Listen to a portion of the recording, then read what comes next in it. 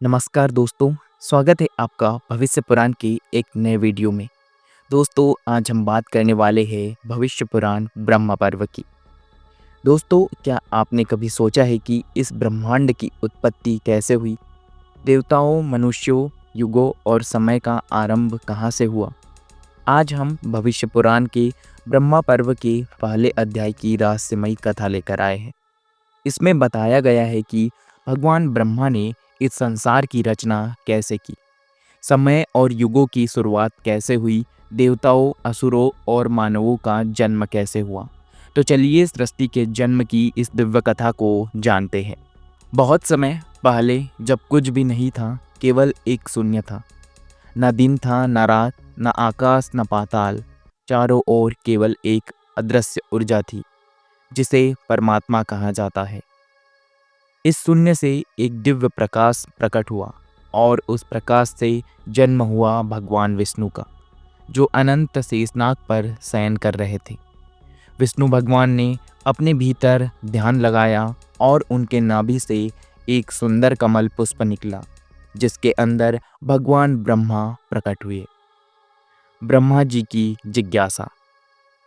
जब ब्रह्मा जी ने अपनी आंखें खोली तो उन्होंने चारों ओर घना अंधकार देखा।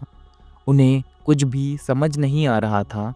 उन्होंने चारों दिशाओं में देखने की कोशिश की, लेकिन कुछ नहीं दिखा। तभी आकाश से एक गूंजती हुई आवाज आई, हे ब्रह्मा, ध्यान करो और सत्य की खोज करो।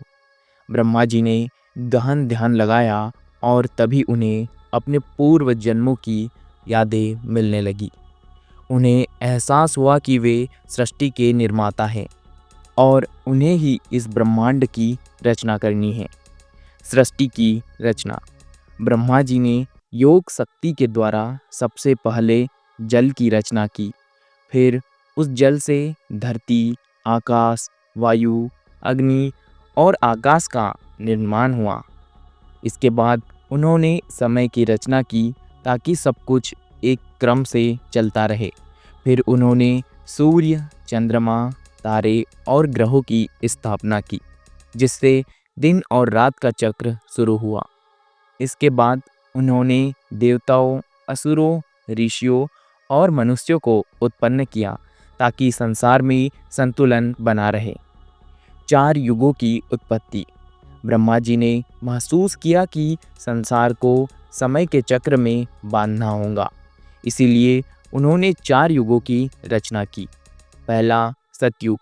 इस युग में लोग सत्यवादी, तपस्वी और धर्मपरायण होते हैं। कोई झूठ नहीं बोलता, कोई अधर्म नहीं करता। इसके बाद दूसरा है त्रेता युग। इस युग में धर्म थोड़ा कमजोर होता है, लेकिन अभी भी सत्य का पालन होता है। तीसरा है द्वापर युग। इस युग में अधर्म बढ़ने लगता है, युद्ध और अन्याय की घटनाएं घटित होती हैं। इसके बाद है चौथा, कलयुग। यह सबसे अंधकारमय युग है, जिसमें लोभ, मोह, पाप और अधर्म बढ़ जाता है। दोस्तों, असुरों का जन्म और पहला युद्ध। जब ब्रह्मा जी सृष्टि की रचना कर रहे थे, तब उनके शरीर से 2 शक्तिशाली असुर प्रकट हुए, मधु और कैटभ। ये असुर बहुत शक्तिशाली थे और उन्होंने संसार को नष्ट करने की योजना बनाई। तभी भगवान विष्णु प्रकट हुए और उन्होंने महाकाल स्वरूप धारण कर असुरों से युद्ध किया। यह युद्ध 5000 वर्षों तक चला। आखिरकार भगवान विष्णु ने अपने सुदर्शन चक्र से उन असुरों का वध किया और संसार की रक्षा की। जीवन चक्र और कर्म सिद्धांत।